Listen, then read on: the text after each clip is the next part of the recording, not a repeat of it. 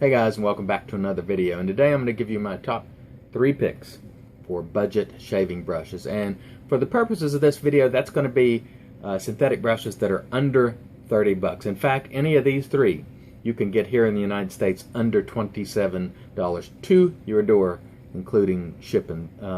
Why do I love synthetic brushes so much? Well, to me, they have all the advantages of natural hair brushes, badger or boar, horsehair, without the drawbacks. Now, what are some of the drawbacks?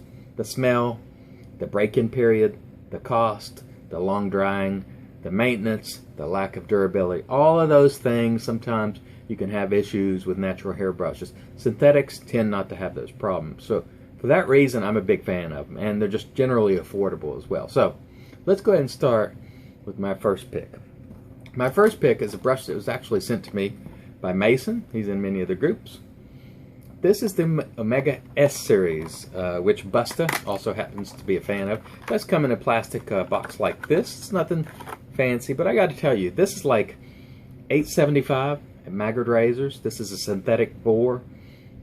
It's very, very nice. It has good backbone. It lathers things well, and it's a very nice brush. Now, I'm giving this away, not because I don't like it, just because I'm giving the shave kit away in DFS, Damn Fine Shave, and this was the brush that sort of fell on the chopping block. But it's not because it's a bad brush.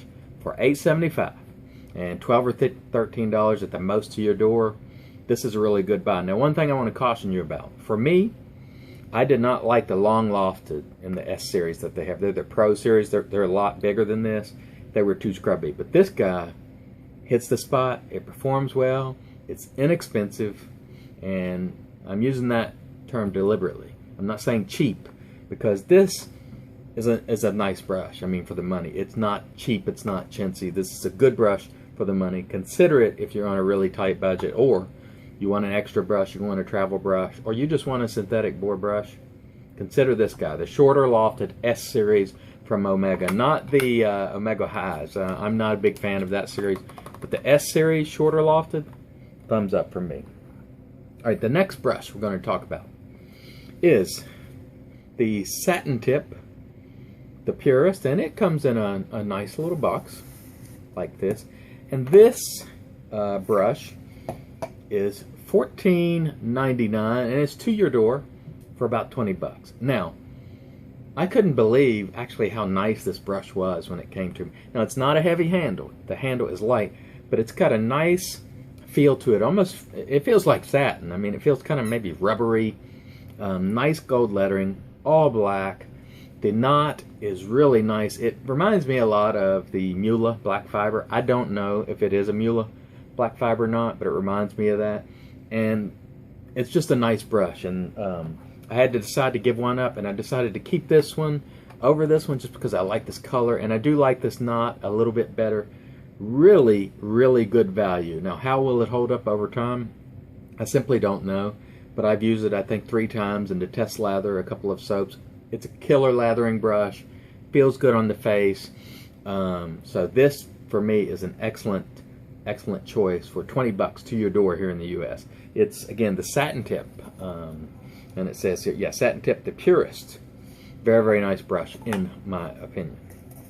All right, and finally, the last and most expensive brush of this group is, excuse me, oh, almost dropped it there, is the Fine Angel Hair brush, which is another very nice brush. Now, what's really nice about this is this knot here feels almost identical to the Plaisson, only it's smaller. This is a 20mm knot, and the typical Plaisson is 22, but this is very, very close to the Plaisson knot, if it's not a Plaisson knot. I don't know if it is or isn't, but I got to tell you, I really like the knot. It's got a sort of retro-looking handle. I think this is modeled after the Eveready C40 or something along those lines.